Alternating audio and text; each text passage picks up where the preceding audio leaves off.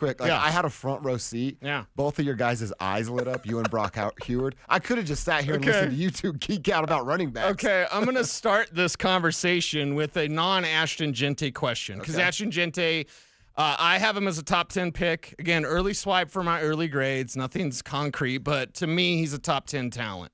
Wow. There is buzz out there that a team like the Chicago Bears could be interested. Like, there's buzz out there about him going in the top 10. So let's just put a pin in that. But let's talk non-Ashton Gente conversation.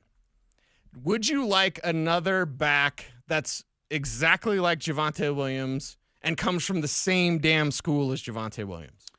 Would you like a do-over, basically? What I'm asking you, Dover, and the listening audience, and to Kev, and hell, Spivak as well, would you want a do-over with Javonte with Omarion Hampton, who's basically the same type of runner as Javonte Williams, and he's a North Carolina guy, and he's a power guy, and he's got some speed. Like, he's everything that Javonte was when he came out. Yeah. Hampton is my number 2 back right now. Again, early swipe. Okay. But he's my number 2 back in this class. He's a second-round pick, so you don't have to spend a first-rounder on him, and it's an end of the second-round pick, by the way. But there's going to be a runner about a dozen backs in the second and third round. Okay. A dozen. Dozen backs. I'm intrigued by the idea of another Javonte because what Javonte was on track to be was really good. Are you okay with that? And then his knee blew up. So I would be all right with that. And look, you're going to know more about him than I am, but it's Javonte could have been a different version. Like, there could be so much of a different story about Javonte Williams had his knee not blown up, and who knows what would have happened. Now, the injury rate in the NFL is 100%. So will this guy get hurt? Yeah, absolutely. Hopefully, for his sake, it's not an entire knee being destroyed the way that Javonte was. Man, with the running back room, I'm still intrigued by Jaleel McLaughlin. That's what we're going to talk about later. Getting more carries to see if he can do it. I'm still intrigued by Blake Watson, who you've talked up quite a bit, and they obviously loved with the money that they gave him. He just hasn't found a way to crack the roster and make it into a game. I think he's had a couple of appearances, but nothing really crazy, right? I'm intrigued by those guys. They're also both very small guys. So if you're looking to move on from Javonte, they are. Okay. You can plug and play with a guy like that. I don't hate the idea at all. Omarion Hampton is the name to remember if you're not getting Gente. Omarion Hampton. Now, I've got another exciting question for you. Okay. Do you want literally Alvin Kamara? I would like that, yes. But the younger version. Samson Simpson, Dylan Sampson from Tennessee. Oh, okay. He is another second-round back. Like this, and listen, I'm the guy that's beating the get Ashton Gente. Like, I'm the guy that's beating that drum, right? Get Ashton Gente, move up for him. Doesn't matter. You need that guy. He's a blend of David Montgomery and Jahmyr Gibbs. But when I look at this class and I go, what type of back do you want? And I guess I could ask you that because I've got options. Yeah. Why? Because there's a dozen running backs are going to be taken on day 2. Wow. It's going to be a thick day. So running back is back, baby. I'm kind of arguing against myself. And here's why the running back is back.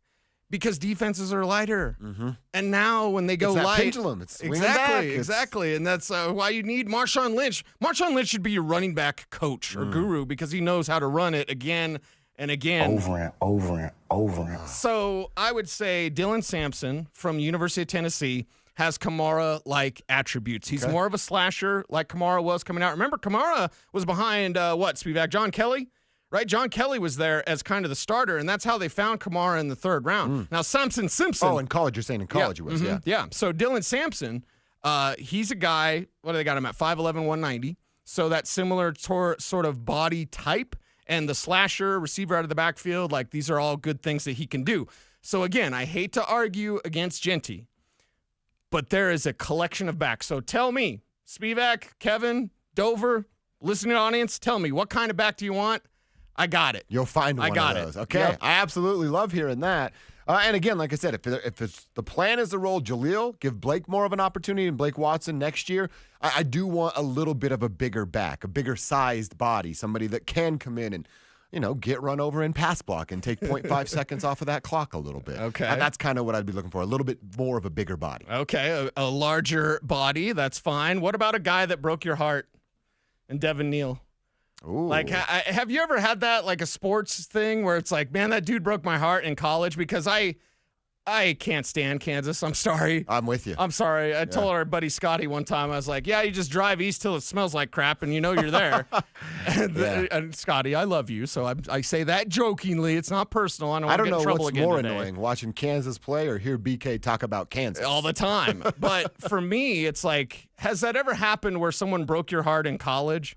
And then they go to your pro team, and you're like, I love him now. Yeah. Because Devin Neal could be that guy. Now, he's more of a third-round prospect. Okay. But That's it. That might be even better. He's a hard-charging, hard-to-bring-down running back. And, I mean, we're just tip of the iceberg, man. Ohio State's got 2 backs that you could draft. Penn State's got a back you can draft. Like, there is a ton of talent. Well, you know why I say I really like the third-round idea? Because there's also another layer to this of what they're going to prioritize on the offseason. Okay. Now, playoffs are the priority right now, which is a beautiful thing to say. But what if Bowles leaves? All of these playmakers, and you and I want someone to help Bo, and Bo needs more help. Let's give this young man every tool and resource he can have to be successful as the Broncos quarterback. But what if Bowles says, I'm out? Or what if the team says, we're out on you? Well, then you know what the first-round pick is. Yeah. It's a left tackle. Yeah, I don't like and it pushes everything hole. down the road. Yeah, I don't like creating a hole where you don't have a hole. I agree, man. I agree. It just depends. And right now we're past the bye week. And as of today, we haven't heard anything about any sort of Garrett Bowles extension because during the bye week, there was an opportunity that you could have done that. So, like, where's the disconnect? I talk to Garrett Bowles on a weekly basis. I'll tell you this. He doesn't want to leave Denver. No, he doesn't. You know, and he says that stuff on the record, so I'm not spilling any sort of beans, but, like... He says it over and over, like Marshawn Lynch. Over and over. He does. But for me, I want a running back in the first 2 or 3 rounds, and specifically in the first round, because your window with Bo Nix, this is such a large conversation, because a running back can come in and be a stud now. Now, Jordan James from Oregon, he's more of a change of pace back, and I don't want to get into the trap of like, well, he's an Oregon guy, so get it like Troy Franklin. Is that working? How's that working out with Troy Franklin, right? So if you go get Jordan James, okay, fine, but he's more of a scat back in the pros. You already have that with Jaleel McLaughlin. Exactly. And honestly, we'll get into Jaleel more later, but that's all he's going to be. For me, I want that larger runner. I want that guy that can run with authority. I haven't even talked about Caleb Johnson from Iowa, who's 225 pounds and so tough to bring down. It's got a nose for the end zone. I like that. That's the type of runner that I'd love to see. And then Jaleel can be like he can be the change of pace guy. But you need that workhorse running back. And the good thing is you've got options in this draft. Are there only the 2 that you talked about with obviously Ginty and who is it? Samson Simpson. Samson I Simpson. stick by my story. Yes. I would I'm yell from that. Jamaica. I would be yelling that nonstop. He'd be from my the favorite press player box. immediately, right? Are those the only 2 you think are first round worthy? No, only Ginty. Only is Ginty. first round Okay. worthy. Yeah, Omarion Hampton is the UNC kid, the North Carolina that's right, kid, who might be getting Bill Belichick. Oh, we're talking about that. Yeah, we got to talk about that. But like, you have different my options. Christmas So if list. you want a power back, you've got options. Spivak, do you ever prefer a power back? Caleb Johnson. Caleb Johnson. Okay, there you go. Yeah, you there said you the go. name already. You're probably mad that I waited that long just to I bring up actually Caleb was. Johnson. I was literally telling Kevin, I was like, is he ever going to say Caleb Johnson or what's going on here? Let's get there, baby. You want power? He's got plenty of power. Either give me Caleb Johnson or Taj Brooks. Okay, yeah. Brooks is a guy that'll be probably a late 3rd round pick. Right now, again, early swipe. But Brooks is a guy that played in a fast-paced offense, but brings power to the field. That 3rd round, when you say 3rd round, I don't know why. That warms my heart. That's like, where 3rd you got round running Kamara. back, that's where it's at. That's man. where your Kamara went. And again, he was more of a backup to John Kelly at Tennessee, which sounds crazy, but that's the way Terrell Davis was a backup. He's a fullback at Georgia.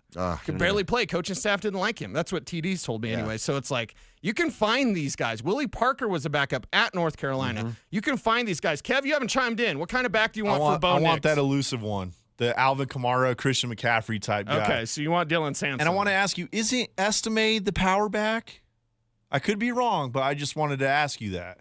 Why isn't he getting the rock? Right. Well, that's what I'm asking. I want, listen, and I say this with all due respect, especially because I'll probably talk to him in the locker room tomorrow. I want a workhorse back. I'm not sure that Estime, somewhere Ryan and Vic are getting very upset. Yeah. But I don't want, Estime's a one-dimensional guy. He is a power back, Kev, but he's a power back. With Ginty, you can get everything. It's all, You can get everything. Get you a running back that can do both. Now, right? with Caleb Johnson, he's more the power, but he's more power, like true power. Estime has like build-up power, which is weird. Johnson has like instant power. Yeah, You don't I like have to that. build him a ramp. You don't have to build him a runway Yeah. as you do with Estime. And then Sampson's more of a slasher, so he's more of a Kamara type. Can't wait to see what they do, what they prioritize when they get to that moment. Again, it's playoff push now, but they got some roster building to do